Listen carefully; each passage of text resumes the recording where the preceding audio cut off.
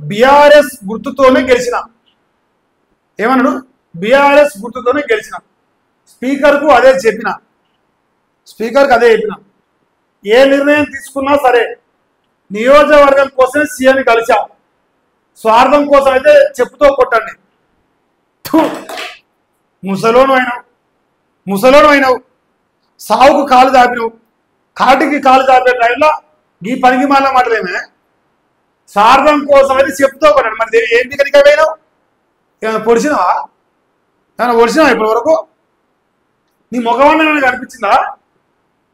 పోచారం శ్రీనివాస్ రెడ్డి రాజీనామాకు నేను సిద్ధం చెయ్యి. మరి మొగోడు అయితే నేను మొగోడిని మునగాన్ని రాజీనామా చేస్తానని అనవైతే ఇంతవరకు ఎవడు ఆపిండు? నువ్వు చేస్తాను ఆపిండా? కాలంలో కట్టబెట్టి నేను రాజీనామా చేద్దని చెప్పిండా? మీరు సౌటలు. ఎవడోడైతే ఈ పనికి మాల మాటలు మాడుతుండో నువ్వు కానీ ఆ కడియసి అనే ముసలోడు కానీ ఆ దాన నాయకులు మీరంతా సౌటలు. నిజంగా మీరు సౌటలు కాకపోతే మీరు మునగాళ్ళు అయితే, మీరు మొగోళ్ళు అయితే 22 నెలలకెళ్ళి బండ బూతులు తిరుగుతారు బీఆర్ఎస్ వాళ్ళు. శివునెత్తులు అనిపించద్దు, ఇజ్జత్ అనిపించద్దు. మనిషి పుట్టుక కొడితే చల్ నీ వాళ్ళు ఇచ్చింది నాకెందుకురా భయ్, రాజీనామా చేస్తాను అనరైతురి. మీదో బతుకు, మీదో రాజకీయం. సౌటల లెక్క చూస్తారు జనాలు, అటు ఇటు గానో లెక్క కూడా చూస్తారు జనాలు. బీఆర్ఎస్ కూడా కాంగ్రెస్ కూడా ఎటైనోడు ఎటు గానో లెక్క చూస్తారు జనాలు.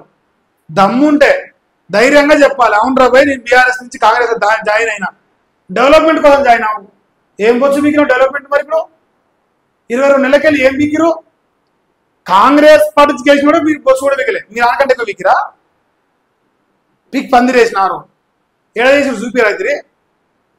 పోచారం శ్రీనివాస్ రెడ్డి సిగ్గిలేని మాటలు, ముసలోడు అవుతాను. ఓ 70 దాటినా నీకు? నీ వయసుకు నువ్వు మాట్లాడే మాటలకు ఏమైనా శరం అనిపిస్తలేదా? ఏం మాట్లాడుతున్నా నేను, ఇంత చండాలంగా మాట్లాడుతున్నా అని అనిపిస్తలేదు? రోషం అనిపిస్తలేదు? నిన్న వాడోడో మాట్లాడుతాడు, నేను ఇంకా ఆయన బహిరంగంగానే మాకు మద్దతిస్తుండు, మద్దతిస్తే కాంగ్రెస్లో జాయిన్ అయినట్టు అంటాడు. అది ఇంకా అదైతే చండాలమైన ముచ్చట. అది దాని గురించి మాట్లాడినా వేస్ట్.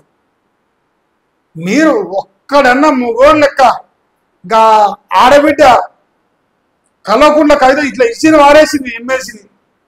మీరు మొగ పుట్టుక పుట్టిరు దద్దమ్మలు.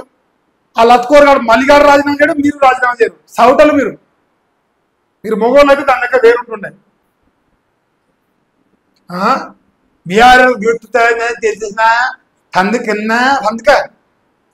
పండుకొని బాగా గెలుస్తాం. మళ్ళా మీకు దమ్మున్నా అది గెలుస్తానికి. రాష్ట్రంలో శాంతి భద్రతలు లేవు, గోవధ చట్టాన్ని అమలు చేస్తలేరు, ఎంఐఎంకు కాంగ్రెస్ వత్తాస పలుకుతున్నది, గూండాల్లో ఎంఐఎం నేతల ప్రవర్తన ఉన్నది, ఎంఐఎం రౌడీలను సర్కారు పోషిస్తోంది, డీజీపీని కలుస్తుందుకు పోతే అరెస్టుల బండి సంజయ్ రామచంద్రరావు. బరాబర్ ఉంటుంది. గోవధ చట్టాన్ని అమలు చేయం, గోవులను కోసుకొని తింటాం, గోవధ చేస్తాం, మాకు కాంగ్రెస్ పార్టీ మద్దతు ఉందని ఎంఐఎం పార్టీ గూండాలు చెప్తున్నారు. అవునా కాదా? అది వాస్తవమే కదా. ఎంఐఎం పార్టీ పేటరైపోతుంది అలా ఈ రాష్ట్రంలో బికాజ్ ఆఫ్ కాంగ్రెస్ పార్టీ సర్కార్. అందరికి తెలుసు అది. సో బండి సంజయ్ గారు మరి నిన్న వేయినట్టుంది, మరి అబ్బాయిని పరామర్శిస్తానికి మరి అక్కడ మాట్లాడినట్టుంది. ఏదైనా ఈ రాష్ట్రంలో హిందూ అంటే సిగ్గు వచ్చినాక మరి మనం ఏం చెప్పలేము.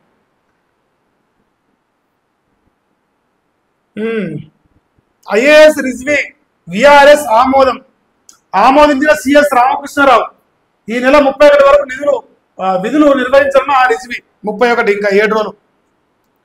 ఇప్పుడు ఈయన విఆర్ఎస్ తీసుకున్నాడు, ఇంకో 7 రోజులు దాకా పుట్టుంటాడు. విఆర్ఎస్ ఆమోదించింది సిఎస్ గారు ఆమోదించారు. ఎట్లా ఆమోదించారు? రేవంత్ రెడ్డి మద్దతుని.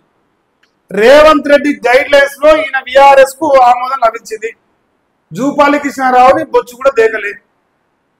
దీని అర్థం ఏంటంటే ఈ రాష్ట్రంలో ఒక ఐఏఎస్ ఆఫీసర్ లాంటి వ్యక్తులను కూడా ఈ కాంగ్రెస్ సర్కారు ఒత్తిడికి గురి చేస్తారు. వాళ్ళ డ్యూటీ కూడా మనం చేసుకొని ఇవ్వట్లే. ఒత్తిడి తట్టుకోలేక రాజీనామా చేసి వెళ్ళిపోతురు. వద్దురా నాయన, మీ ఇంకా 3 ఏళ్ళు భరించాలి. కొంచెం నిజాయితీ పడాలట, తట్టుకోలేకపోతున్నాయి. జీతం పాడుగాను వద్దురా, వీళ్ళ టార్చర్ మన కొద్ది మనం పిక్కుంటారు ఇజ్జత పోతుంది. సో ఇది ఒక వార్త.